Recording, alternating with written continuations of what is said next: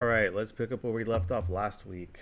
And I just want to point out the goal of this show, just weekly, let's call it discussion. The goal of this discussion, this weekly discussion, is to connect people with housing.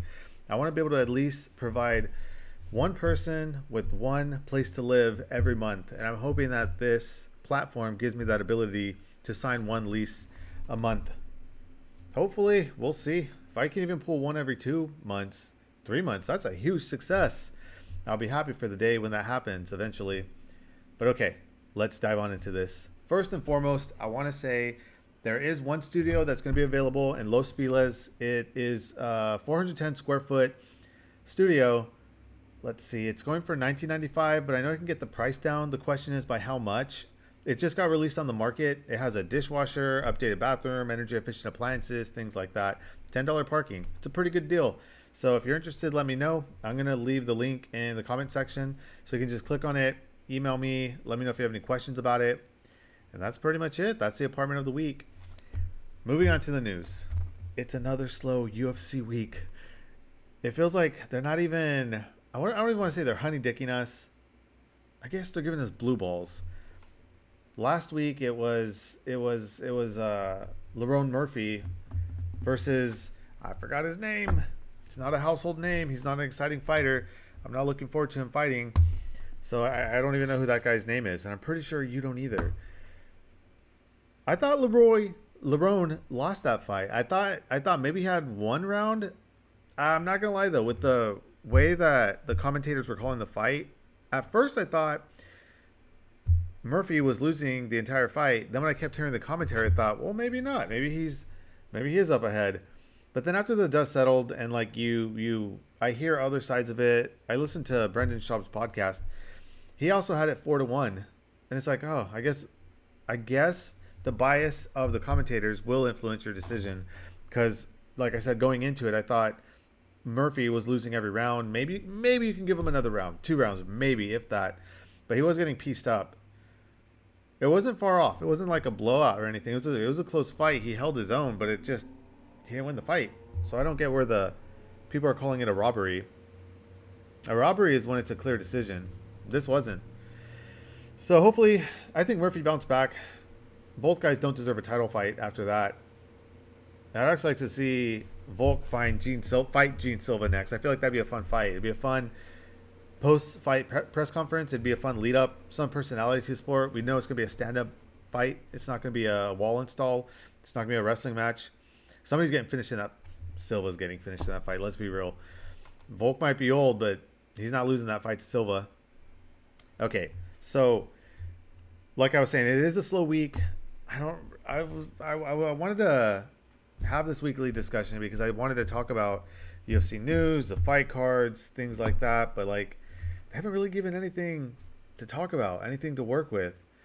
The Izzy fights this weekend. And who's he fighting? He is fighting Pfeiffer. That one's gonna be a good fight, and Izzy's favored. I think he's favored by minus 140, which means if you put 140 down, you win 100. So it's almost even money. It's a close fight. I think Izzy rises. I think he actually gets the job done in this fight. You can. It's as close of a fight as he's gonna get. Like, he has a shot of winning. I think it'll be. I got Izzy by decision. It probably won't be an exciting fight. It's definitely not an exciting card, but Izzy is gonna bring it this time. Like, even in all of his losses, he was competitive against DDP. He got clipped by Strickland in the first, and that altered the whole fight. You can tell he was tired or just out of it after the first knockdown in round one.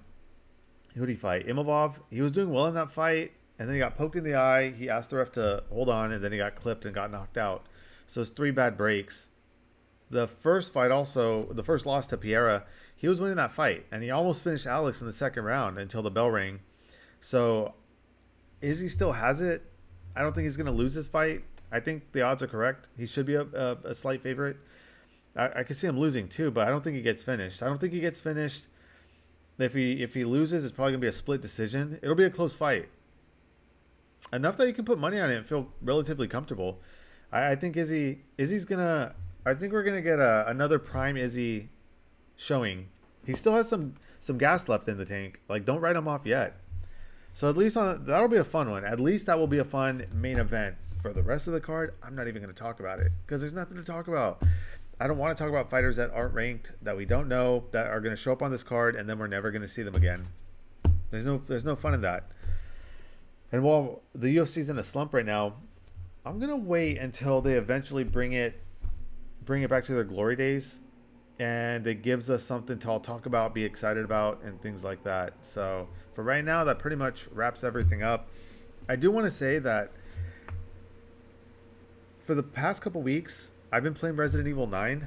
I want to talk about everything. I'll talk about video games, books, UFC, real estate, more real estate, because that's what I do. So, going back to Resident Evil, I just finished it last night. And no spoilers at all, but that ending to the game was not what I thought it was going to be. It definitely left me shouting, "What? That was it?" after the game ended. But overall, it was a solid game. I would probably give it like an 8.5.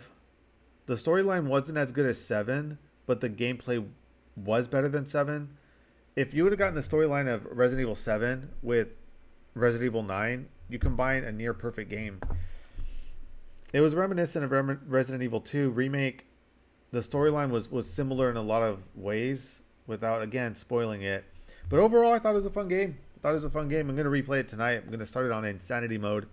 I like to take my time. I like to make it a spectacle. So I like to turn off the lights, put my headphones on, even though I have surround sound. You can see my speaker right there.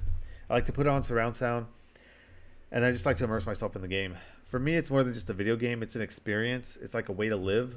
Something to look forward to as well. Like, I'm a leasing agent in LA. I work a lot. I work until sometimes 9 to 10 p.m. So it's just nice when I'm working and I have something to look forward to, knowing that I have something to look forward to. So, I don't know if one person's going to see this, 2, 3, 4. If I'm lucky, 10.